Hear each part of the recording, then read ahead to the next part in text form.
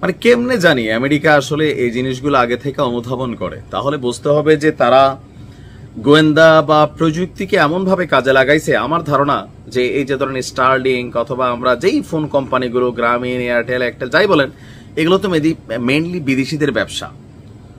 আবার এই মহাকাশকে মানে প্রযুক্তির দিক থেকে যত স্যাটেলাইট বা আমরা যে ফোনে কথা বলি, এগুলো তো ওভার দ্য স্যাটেলাইটের মাধ্যমে চলে, বা ধরেন প্রযুক্তিকে ব্যবহার করে চলে, তরঙ্গকে ব্যবহার করে চলে। আর এগুলোর উপর কন্ট্রোলিং নিয়েছে আমেরিকা, যার কারণে পৃথিবীর যে কোনো দেশে যে কোনো ঘটনা ঘটার আগে আমেরিকানরা আপনার রিপোর্ট করা শুরু করে সামহাউ ভেতর থেকে, অথবা এই প্রযুক্তিকে কাজে লাগাই সম্ভবত কে কোন ফোনে কোন কথা কয় এটারে ট্রেস করার সামহাউ একটা কিছু তো আছে।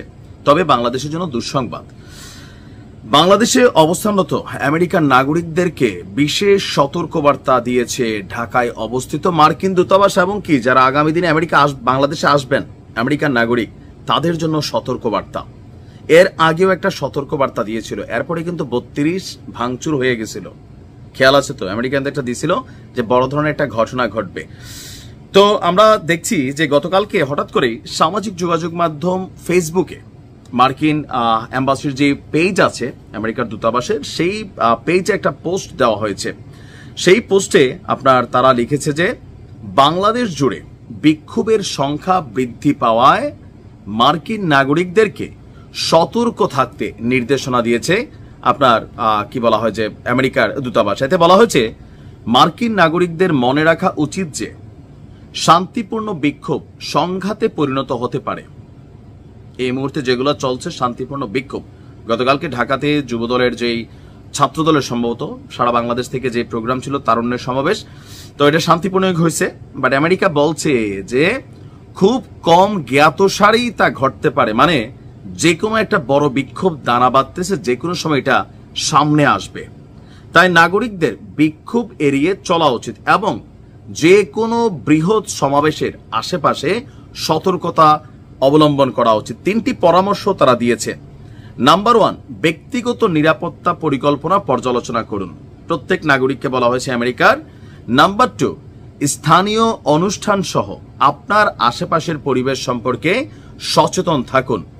তারপর হচ্ছে আমরা যদি দেখি নাম্বার 3 হচ্ছে যে কোনো পরিস্থিতিতে যে কোনো সিদ্ধান্ত বা যে কোনো জিনিস নিতে দূতাবাসের সাথে যোগাযোগ করার জন্য, বিপদাপদ হলে সরাসরি যোগাযোগ রাখার জন্য বলা হয়েছে। এখন কি ঘটতে যাচ্ছে বাংলাদেশে, কোনো ইন্টেলিজেন্স রিপোর্ট? আমার ধারণা যে এই মুহূর্তে বিএনপির সাথে আমাদের অন্তর্বর্তী সরকারের বা ইন্টারিমের যেই বিভাজন নির্বাচনকে কেন্দ্র করে মেয়র ইশরাকের যেই মেয়র পদ সম্ভবত এটা পাইতে যাচ্ছে না, কারণ প্রধান বিচারপতির একটা বক্তব্য সামনে আসছে, জানি না এটা কতটুকু সত্য। তিনি বলছিলেন যে নির্বাচন কমিশনের প্রজ্ঞাপন ইস্যুটা কিছুটা রহস্যজনক। তো তার মানে প্রধান বিচারপতি যখন এই ধরনের কথা বলেন তো বুঝতে হবে যে সামহাউ এখানে অনেক কিছুই হতে পারে, মেয়র হিসাবে তার শপথ আটকেই যেতে পারে। এছাড়া নির্বাচন ইস্যুতে সরকার এবং বিএনপির যে একরোখা দুই দলের সিদ্ধান্ত, ঈদের পরে বড় সমাবেশ এবং ডক্টর ইউনূসের আন্তর্জাতিক অঙ্গনে গিয়েও বিএনপিকে মোটামুটি তিনি লাইট করে দিয়ে আসছেন। তবে এটা অন্ধকারের লাইট যে একটি দলই শুধু নির্বাচন চাচ্ছে। বাংলাদেশে রেজিস্টার্ড প্রায় 42টা না 45টা দল আছে, অন্য কেউ আর নির্বাচন চাচ্ছে না। তো সংস্কারের পথে বিএনপি বাধা তৈরি করতেছে, এরকম অনেক বক্তব্য কিন্তু ঘুরিয়ে পেয়েছে সরকারের পক্ষ থেকে আসছে। আর তারেক রহমান বলছেন যে চাইলে ডিসেম্বরের আগেই নির্বাচন হওয়া সম্ভব, সো ওয়াই লেট? এই ইস্যুগুলোতে স্বাভাবিক যে কোনো একটা ঝামেলা পাকাইতে পারে। আওয়ামী লীগকে নিষিদ্ধ করা হয়েছে, তারাও তাদের রাজনৈতিক পরিকল্পনা এখানে অ্যাডপ্ট করবে, ইমপ্লিমেন্ট করবে।